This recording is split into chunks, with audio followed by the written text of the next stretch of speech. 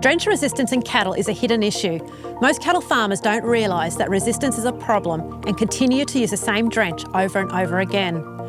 Research has shown that the prevalence of resistant worms on cattle farms in Australia is widespread, and unfortunately recent reports also indicate that this is increasing.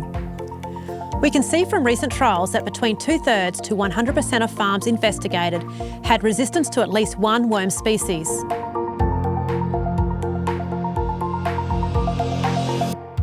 Young cattle are the most susceptible to a worm burden, and depending on the worm species present and the magnitude of the burden, worms can have a detrimental effect on growth and may even cause body weight loss and on occasions death.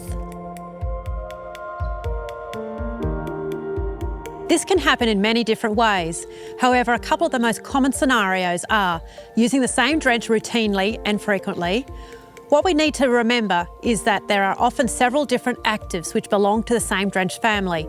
And if we use the Mectin family as an example, it is not a true rotation if you were to use a moxidectin drench this time, and then the next time you drench, you use a drench containing doromectin. An ineffective quarantine drench is a big problem. We often find that farmers do not administer an effective quarantine drench when cattle arrive on farm. This is a massive risk, as potentially you could be bringing someone else's resistant worms and problems onto your farm. Best practice quarantine drenching is to administer a short-acting combination drench with 3 actives from the 3 different drench families: the Mectins, the white drenches and the clear drenches. And there is only one drench on the market that can do this: Cooper's Trifecta.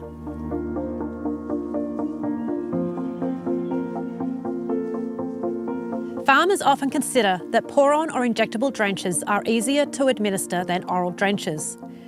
However, in a New Zealand trial, a Mectin drench was administered to cattle via 3 different application methods: oral, pour-on and injectable.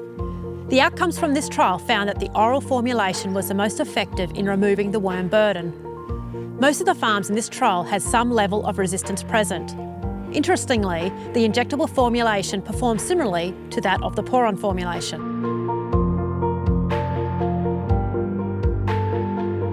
The Mectin drenches are the only actives that provide mid or long-acting protection against worms. The most appropriate time to use a long-acting drench is when young cattle will be grazing a paddock with high worm larval challenge.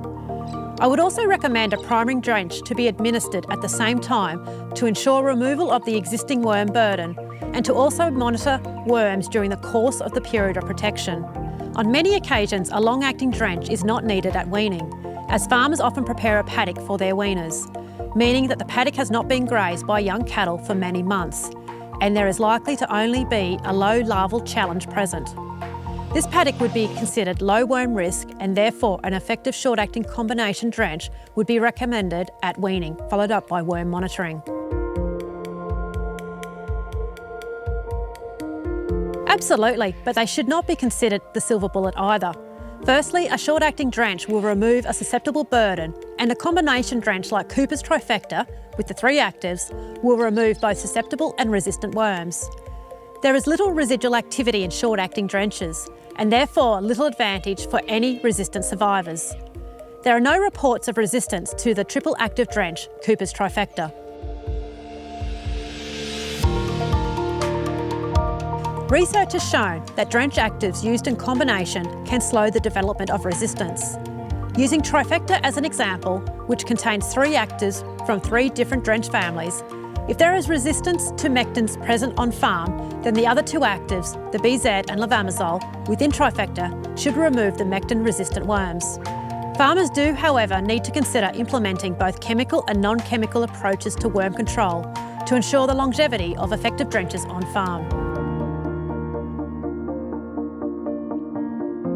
The easiest way is to conduct either a drench resistance test and test several actives at the same time, or do a simple drench check the next time young cattle are being drenched.